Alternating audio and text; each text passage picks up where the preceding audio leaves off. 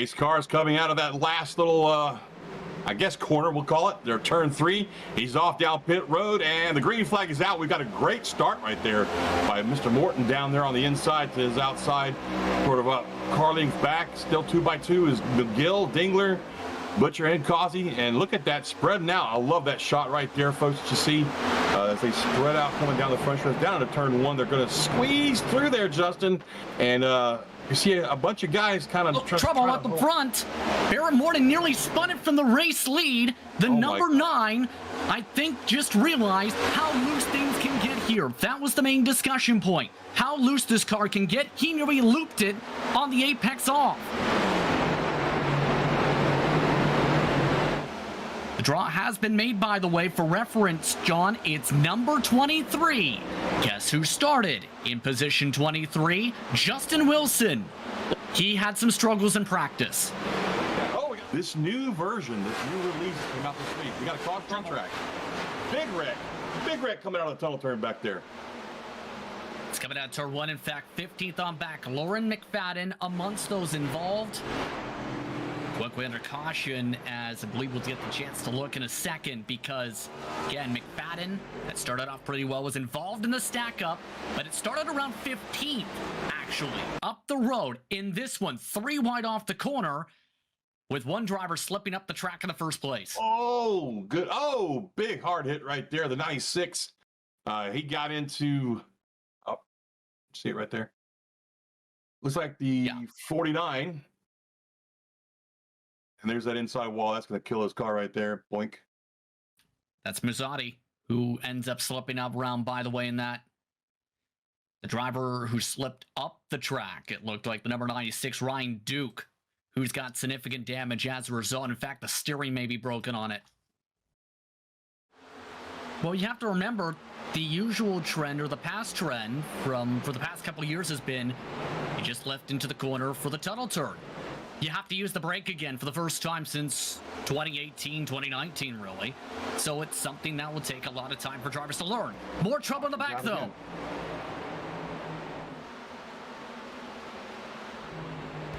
And it looks like the number 4 here, John, is the one that triggers it this time down the front stretch. Yeah, that's a beat-up race car right there. He's got a lot of damage. No fast repairs either, correct? If I'm not mistaken, there's no fast repairs? There is one. There is one, available tonight. Winter only. Summertime, it's literally hell on earth. But anyway, riding in there, and you look on board, you can see the tachometer showing his RPMs on that digital dashboard. Oh, look at that. As he gets out all loose right down, his shape chases it all the way up the track. Behind him. Crashing behind, Peterson collects Rucci. No caution yet. We still stay green. The 52 looped it up the track and just smashed 4 cars. More crashing down the other end of the straightaway. What in the world was Peterson doing? Flying through the air, it looked like. We're going to have to take a look at this one, because Grant Peterson got loose in the turn and then stopped it, then cut a hard right as he hit the gas up the pack. And we'll take a look at the All-Star TV replay. Oh. Race control may have some words after the second part of this. Oh. It gets worse.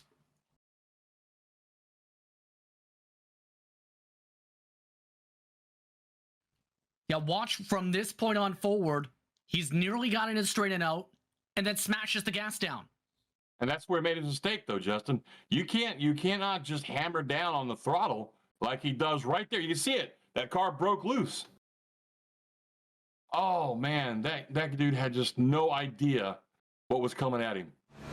We've seen a lot of trouble right here with this tunnel turn. You said it earlier. They got to learn how to use the brakes now. They can't do. Oh, we got one. He's into the back of the 83 right there. 83 is still saving the car. Oh, God, he almost saved it. He does it, though. Big Wreck's going to take out 4 or 5 cars with him. My goodness. Oh.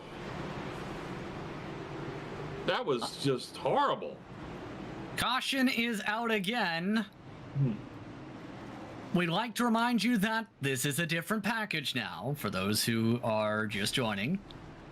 And you cannot full throttle into the corners anymore, into the tunnel turn. Bradley Walters Just learned that using other cars as brakes is not a good idea. No, it's not. Man, who's that way up there in second? All the way up against the wall right there. Looks like he got the four-wheel drift. Oh, yes, it was Taylor Butcher Benjamin, the leader. Butcher Benjamin pushed up the track. 3 wide for second, back to 2 wide, and back to single file. Grenade is up to second. Joseph is in the lead. And he's got quite a good lead there, about half a second. But that is a prime example of what I'm talking about. I don't know what's going on. It's got to be just a lack of downforce, I guess, with these cars, Justin. But, oh, look at the mobile car, 81 down in the grass. That's never a good place to be as you're entering turn 3 right there. But that four-wheel drift, what I mean by that is you see it, the car actually just all 4 wheels lose grip and start drifting to the outside towards the wall coming off the tunnel turn. And we've seen it with every single car, it looks like, tonight, even the leader. Will the 92 be able to keep on going? Coming to 4 laps to go. The caution didn't come, and Uphold has to come in. There you go. Uphold in for the pit stop. Joseph to take the lead down the front. I expect this to be a fuel-only stop for Uphold. Oh, no, we Trouble got on the racetrack. Walters has had a crash in the 959. No caution. We stay green. Walters crashed with no one around.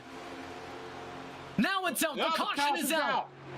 And Uphold is on pits. He just got passed by Joseph Joe. Wow, this is going to be a twist, Justin. This is a huge twist in the plot here. It's the 09, the lucky draw car. Justin Wilson has crashed to bring the caution after Anthony Mazzotti hit the wall off of turn 3. We'll take a look at this on the replay. This changes a lot. Who's up in the front? Mazzotti on his own. Wow. I mean, he just totally lost it on 3, headed into the wall. Then another hard impact right into Dingler as well. Dingler caught up in that, loses his front end. That wipes out some really fast race cars right there, Justin.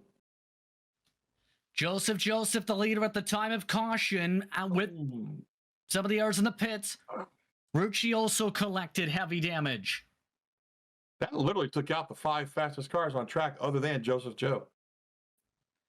So green flag is out. 2 laps to go. Green-white checker at tap 1. McGill with a great launch. Everything else is all sorted. Will McGill be able to hold on for 2 more laps, 5 miles at Pocono? Not just McGill, but I mean, we got to see if these guys can get to this restart through this turn right here. Tricky turn number 2. We see a lot of calamity. Sorry, turn number 1. We see a lot of calamity going through turn number 1 right there. And then going down this straightaway into 2 has also been pretty bad. 3 wide. 3 wide. Kyle Green going for the send to the inside. A huge checkup. A huge send from Joseph. The 20 able to make the move. Coming up towards the white flag. A bit of trouble towards the back. No cautions yet. If they take the white, they'll make it towards the end. Joseph has just hit Brooker and crashed in turn 3. Caution is out. The rest of the field will take the yellow and another attempt. We kind of had a feeling that was going to happen, Justin. I mean, these are guys that are, especially Joseph. He's had a fast car all night. No, he didn't have a fast car. Was just trying to... Everyone's been learning how to solve an isosceles triangle in several formulas. The green flag is out. 2 laps to go again. McGill on the gas strongly. That's the benefit right there, Justin, of being the leader. You can choose when you go, and it helps you get just a wee bit of a cushion right there. As we see on the outside, Thrower taking away second, almost even contact right there with Berger in that 2 car. Trouble in turn 1. Cars are crashing into the corner. Up the track goes Brogdon. Caution is out. Final attempt coming as now another crash off the corner. The 88, that's Joseph Kazi, who was the net driver who had the freshest tires in the field. Bouncing off the wall, 3 wide with LaPinta for a second big one. Wow. See if we can take a look. Things got ugly twofold. Step 1, cars in the grass. Step 2, cars in the wall. 911 got into the back of the mobile car right there. I don't know if you caught that or not, but he really just nailed the back end of our mobile car, who went down into the grass. That 81 car came back up, hit the 11 car, And it was just on from there. The 20 car gets involved in that. You're going to see the 48 slide into this thing. And then up ahead of these guys, though, there's a second wreck happening, I believe. Yes, Joseph Kazi was trying to take it 3 wide right as the caution was starting to wave, hit the wall, and then he collected even more cars, more than that first one. And the 52, he ejected there. Once his car stopped spinning, his car was done. You can see it right there. The motor blew right there. So he knew his night was done anyway, and he went ahead and called for the tow. Oh, man, that's just that is an unfortunate set of circumstances with a bunch of wadded up race cars that, once again, Holden McGill did not want to see happen. However, that being said, Justin, this is going to be the last attempt.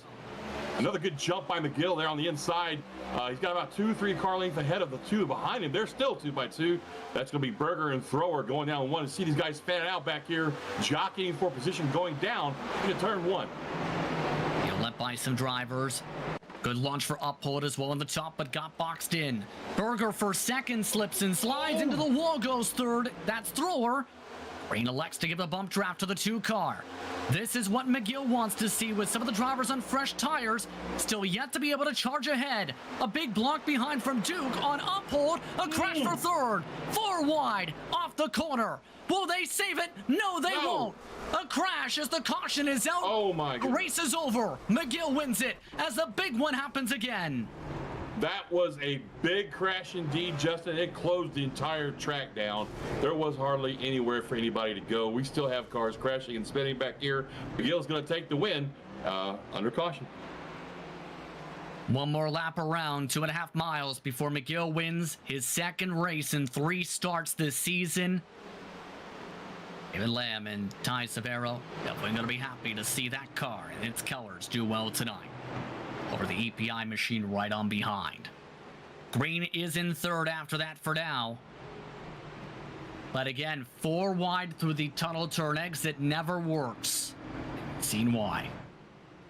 Well, we saw kind of a book-ended type of race here, if you will, Justin. We saw mayhem, chaos, and carnage at the first part of the race for about 15-20 laps.